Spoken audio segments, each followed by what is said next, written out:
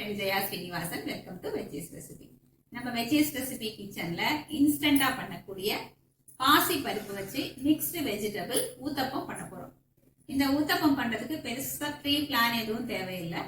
நம்ம ஜஸ்ட் ஒரு மணி நேரம் டைம் இருந்தாலே போதும், நம்ம ஈஸியா பண்ணி முடிச்சிடலாம். நல்ல டேஸ்டியா இருக்கும், ரொம்ப ஹெல்தியான ரெசிபி. ஈவன் நம்ம லஞ்ச் பாக்ஸ் கூட நம்ம இதை எடுத்துட்டு போகலாம். சூடா சாப்பிடும் போது நல்ல மேல் லேயர் மொறுமொறுன்னு உள்ள நல்லா சாஃப்டா இருக்கும். ஃபர்ஸ்ட் டைம் சேனலை பாக்குறீங்கன்னா ப்ளீஸ் சப்ஸ்கிரைப் பண்ணுங்க. பெல் ஐகானை கிளிக் பண்ணி ஆல் ஆப்ஷன் கொடுத்தீங்கன்னா நான் போடக்கூடிய எல்லா வீடியோஸும் குவிக்கா உங்களுக்கு ரீச் ஆகும். வாங்க ஈஸியா இந்த இன்ஸ்டன்ட் ஊத்தப்பம் எப்படி பண்றதுன்னு பார்க்கலாம். இன்ஸ்டன்ட் ஊத்தப்பம் பண்றதுக்கு 1 கப்பு பாசி பருப்பு எடுத்துட்டு இருக்கேன். வெயிட்ல பாத்தீங்கன்னா 100 கிராம் இருக்கு. 1 டேபிள் ஸ்பூன் பச்சரிசி, இது ரெண்டையும் சேர்த்து நல்லா வாஷ் பண்ணிட்டு மினிமம் 1 மணி நேரம் ஊற வச்சுக்கணும். ஒருவேளை அரிசி சேர்க்க வேண்டாம் அப்படின்னா அரைக்கும் போது 2 டேபிள் ஸ்பூன் அரிசி மாவு கூட நம்ம சேர்த்துக்கலாம். பாசி பருப்பையும் அரிசியும் சேர்த்து நான் ஊற வச்சிருக்கேன். இது நல்லா ஊறிருக்கு. நான் ஒரு 2 மணி நேரம் ஊற வச்சிருக்கேன். ஊற வச்ச அரிசி பருப்பை மிக்சி ஜார்ல சேர்த்துக்கலாம். தண்ணியை நல்லா வடிய வச்சுட்டு சேர்த்துப்போம். மிக்சி ஜார்ல 2 டேபிள் ஸ்பூன் ரவா, நம்ம உப்புமாவுக்கெல்லாம் யூஸ் பண்ணுவோம் இல்லையா, அது சேர்த்துக்கலாம். 2 டேபிள் ஸ்பூன் கடலை மாவு, 2 டேபிள் ஸ்பூன் தயிர், கொஞ்சம் லேசாக புளிச்சதா இருந்தால் நல்லாயிருக்கும். தேவையான அளவு உப்பு சேர்த்துக்கலாம். 1/4 டீஸ்பூன் மஞ்சத்தூள், 1/4 டீஸ்பூன் பெருங்காயத்தூள். தண்ணி ரொம்ப சேர்க்காம கொஞ்சம் கெட்டியாகவே நல்ல ஃபைன் பேஸ்ட்டாக நம்ம அரைச்சி எடுத்துக்கலாம். அரைச்ச மாவை ஒரு பவுலுக்கு ட்ரான்ஸ்ஃபர் பண்ணிக்கலாம்.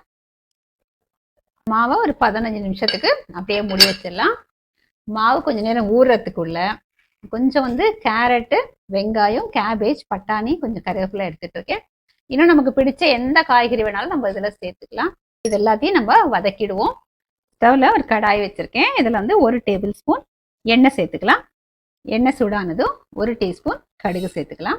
கடுகு வெடிச்சதும் 1/2 டீஸ்பூன் கடலைப்பருப்பு, 1/2 டீஸ்பூன் உளுத்தம்பருப்பு சேர்த்துக்கலாம். பருப்பு லேசாக செவந்து வந்ததும் 1/2 இன்ச்சு இஞ்சி துருவி வச்சிருக்கேன், இதுவும் சேர்த்துப்போம். ஒரு 2 பச்சை மிளகாயை பொடியாக கட் பண்ணியிருக்கேன், இதுவும் சேர்த்துட்டு கொஞ்சம் நல்லா வதக்கி விட்டுக்கலாம். பச்சை மிளகாயும் இஞ்சியும் நல்லா வதங்கட்டும்.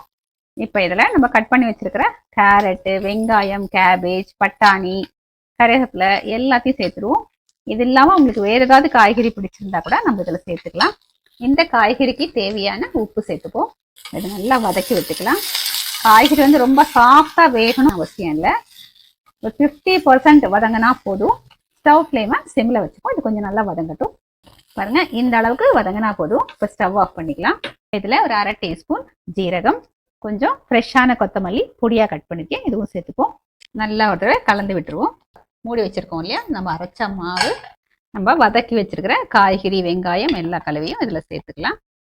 இப்போ இதை நல்லா மிக்ஸ் பண்ணிடுவோம். பாருங்க, பார்க்கறதுக்கே நல்ல கலர்ஃபுல்லாக சூப்பராக இருக்குது. பாருங்க, மாவு இந்த கன்சிஸ்டன்சியில் இருக்கணும். கல் பாருங்க நல்லா சூடாயிடுச்சு. நம்ம ரெடி பண்ணி வச்சிருக்கோம் இல்லையா, அந்த மாவை நல்லா மிக்ஸ் பண்ணிட்டு எடுத்துக்கலாம். ஊத்தப்பம் அப்படிங்கிறதுனால கொஞ்சம் லேசா திக்கா, ரொம்ப திக்கா இல்லாம ரொம்ப மெலிசா தோசை மாதிரி இல்லாம இந்த சைஸ்க்கு நம்ம பண்ணிக்கலாம். சுத்தியும் கொஞ்சம் மேலையும் எண்ணெய் சேர்த்துருவோம். ஸ்டவ் ஃப்ளேமை மீடியம்ல வச்சுட்டு ஒரு மூடியை போட்டு மூடிடலாம். இது கொஞ்சம் நல்லா வேகட்டும். ஒரு 2 நிமிஷத்துக்கு மூடி வச்சிருந்தேன். இப்போ பார்த்துடலாம்.